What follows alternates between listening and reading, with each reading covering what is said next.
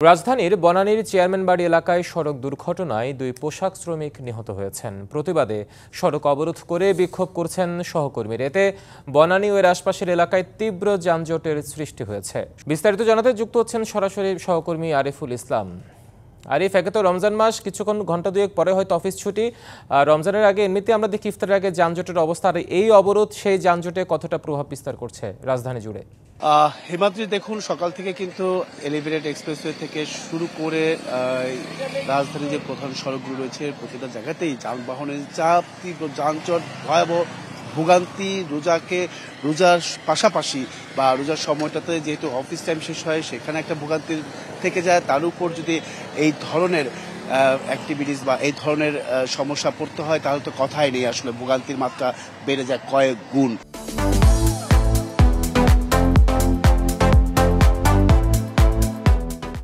আর সেক্ষেত্রে কিছুক্ষণ আগে আমরা যেটা দেখতে পেরেছি যে এলিভেটেড এক্সপ্রেসওয়ের যে যান চলাচল সেটা কিন্তু ইতিমধ্যেই স্বাভাবিক হয়ে গেছে। তবে এখন পর্যন্ত আমরা এই ঘটনাস্থলে আইন শৃঙ্খলা বাহিনী বা সংশ্লিষ্ট কারো পক্ষ থেকে যে তাদের বা আশ্বাস দেওয়ার যে বিষয়টা, যে চালকের দ্রুত সময়ের মধ্যে বিচার করার যে দাবি তারা উত্থাপন করেছেন, সেই দাবি না আদায় পর্যন্ত তারা রাজপথ ছাড়বে না, সেই ঘোষণা অনুযায়ী সংশ্লিষ্ট কেউ এসে তাদের সঙ্গে যে কথা বলবেন সেই বিষয়টাও কিন্তু তারা আশ্বাস তো পাচ্ছেন না, বিধায় তারা এখন পর্যন্ত রাজপথে আছেন। এমনকি আন্দোলনকারীরা বা বিক্ষোভকারীরা তারা কিন্তু বলে যাচ্ছেন যে রোজার মাস, তারাও স্বীকার করছেন যে তাদের কারণে অনেক দুর্ভোগ বা ভোগান্তি হচ্ছে, তারপরেও আসলে কিছু করার নেই। কারণ ঘটনার সময় যদি কেউ তাদের সহযোগিতা করে আসতো তাহলে হয়তো বা আজকে এই সময়টা বা পোহাতে হতো না রাজধানীবাসীর।